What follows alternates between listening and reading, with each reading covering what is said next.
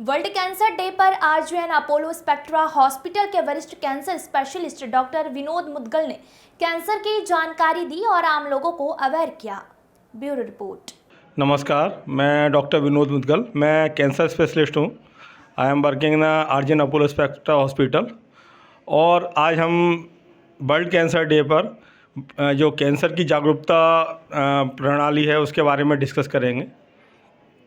World cancer day सबसे पहले 1993 में जिनेवा में स्विट्ज़रलैंड जिनेवा में सेलिब्रेट किया गया था। उस टाइम पर जो UICC union of international cancer care समिति है, जो कैंसर के सारे तथ्यों को देखती है, सारा डेटा कलेक्ट करती है और जो अदर रिसेंट जो ट्रीटमेंट्स हैं उनको ऐड ऑन करती रहती है, तो उसका गठन हुआ था। उसी दिन हम 4 फ़रवरी को हर साल वर्ल्ड कैंसर डे मनाते हैं। जिस समय पे 1993 में जो रिकॉर्ड्स थे उसके हिसाब से नियर अबाउट 12.5 मिलियन पीपल्स को वर्ल्ड वाइड कैंसर था। और उस टाइम पर जो डेथ रेशियो था, डेथ रेट थी वो 7 मिलियन के अराउंड थी। लेकिन जैसे जैसे टाइम निकलता जा रहा है कैंसर का इंसिडेंस बढ़ रहा है और साथ में ही उन मृत्यु दर भी बढ़ रही है।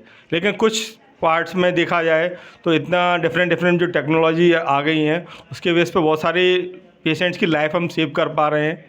बहुत सारे पेशेंट्स हैं जिनको जो इनिशियली पहले ट्रीट नहीं हो पाते थे उनको हम ट्रीट करके एक लंबा समय दे पाते हैं। इवन कई लोग तो ज़िंदगी भर के लिए डिसीज़ फ्री हो जाते हैं कैंसर से।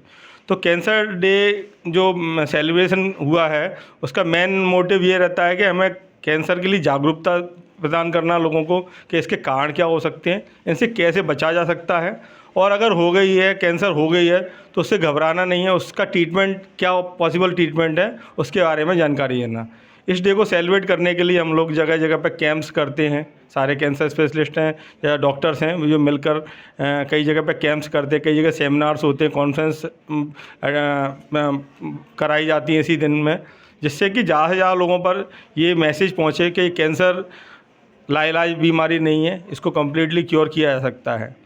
तो सबसे पहले मैं कैंसर के लक्षणों के बारे में बताऊंगा कि कैंसर के क्या लक्षण हो सकते हैं। जनरल जो लक्षण होते हैं कैंसर के ज़्यादातर लोगों में, जिसको हम लोग इग्नोर करते रहते हैं और उनको ध्यान ना देते हुए हम अपनी डिसीज़ को एडवांस स्टेज में पहुंचा देते हैं। उनमें जनरल सिम्टम्स हैं लगातार हेडेक रहना, लगातार बॉडी पेन बना रहना, भूख कम लगना, या फिर लगातार आपका वजन का कम होना, नींद ना आना, बॉडी पेन होना लगातार। और इस कंडीशन में बॉडी में कई जगह पे एक्सेसिव ब्लीडिंग होना है, किसी नॉर्मल जो ऑरिफिसेस हैं उनमें ब्लीडिंग होना या नॉर्मल वाटरी डिस्चार्ज होना, ये सब कैंसर के लक्षण हो सकते हैं। लगातार लंबे समय से खांसी बनी हुई है, ये गले में या कहीं पे आसपास की पूरी बॉडी पार्ट में कहीं पे भी स्वेलिंग बनी है, कोई गांठ बन गई है, तो ये सब एक जनरल लक्षण है। बाकी कैंसर जिस जगह का होता है उस जगह के हिसाब से उसके लक्षण भी डेवलप होते हैं।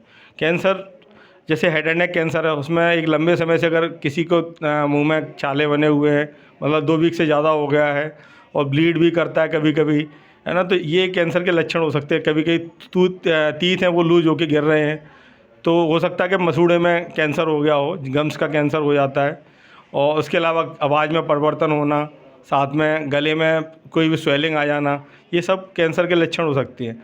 लंग कैंसर है, उसमें लंबे समय से खांसी है, ब्लड में स्पुटम के साथ खून आना, ये सब लक्षण है। चेस्ट पेन लगातार बना रहना, बॉडी के चेस्ट के किसी पर्टिकुलर पार्ट में लगातार लंबे समय से दर्द बना हुआ है, या कोई चेस्ट में स्वेलिंग आ गई है, ये लंग कैंसर के लक्षण हो सकते हैं।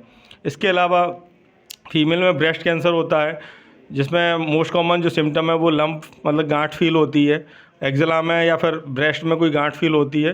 तो और कभी कभी पेशेंट को कोई गांठ फील नहीं हो रही है लेकिन निप्पल से ब्लड डिस्चार्ज या एबनॉर्मल डिस्चार्ज आ रहा है, तो ये भी कैंसर के लक्षण हो सकती हैं। इसके अलावा एबनॉर्मल ऑर्गन्स हैं जो इंटेस्टाइन है, उनमें कैंसर में मेनली खाने में दिक्कतें आ रही हैं, खाना निगलने में दिक्कतें आ रही हैं, तो ईसोफेजियल कैंसर के लक्षण हो सकते हैं। लगातार चेस्ट बर्न, छाती में जलन बनी रहना, इंडाइजेशन रहना, पीलिया हो जाना, किसी किसी को कॉन्स्टिपेशन लंबे समय तक बने रहना, या पेट में स्वेलिंग होना, पेट में पानी भरना, ये सब लक्षण होते हैं कैंसर के।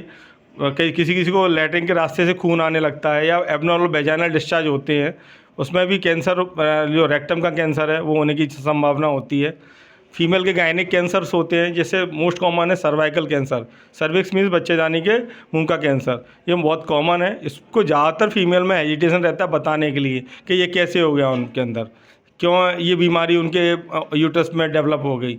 ये बताने में हेजिटेशन में ही वो उसको अर्ली स्टेज से लेकर एडवांस स्टेज तक पहुंचा देती है, क्योंकि वो इस एक ऑर्गन ऐसा है जिस जगह पे हर कोई उसकी अपने जो प्रॉब्लम्स हैं उसको शेयर नहीं कर पाता है। यही हमारे इस कैंसर जो वर्ल्ड कैंसर डे है उसमें जागरूकता इसीलिए मेन हमारा मोटिव है कि ये अगर ये जो छोटी छोटी प्रॉब्लम्स हैं इनको हम अर्ली स्टेज में ही बता दें, अपने नियर बाई फिजिशियन को दिखा लें या कैंसर स्पेशलिस्ट से दिखा लें, तो आप उससे अर्ली स्टेज में डिटेक्ट करके उसका जल्दी ट्रीटमेंट कर सकते हैं और उससे मुक्त हो सकते हैं।